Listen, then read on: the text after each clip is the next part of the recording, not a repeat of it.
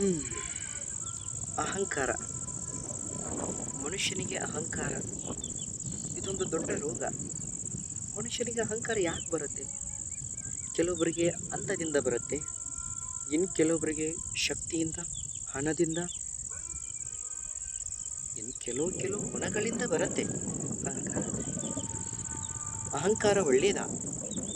ಅಹಂಕಾರ ಯಾವಾಗ ಒಳ್ಳೆಯದು ಅಂದರೆ, ಯಾರು ಅಹಂಕಾರದಿಂದ ಬಡವರ ಮೇಲೆ, ವೃದ್ಧರ ಮೇಲೆ, ಅಂಗವಿಕಲರ ಮೇಲೆ, ಮಹಿಳೆಯರ ಮೇಲೆ ತಮ್ಮ ಅಹಂಕಾರ ದೌರ್ಜನ್ಯವನ್ನು ತೋರಿಸ್ತಾ ಇರ್ತಾರಲ್ಲ, ಆವಾಗ ಈ ಅಹಂಕಾರ ಉಪಯೋಗಕ್ಕೆ ಬರುತ್ತೆ.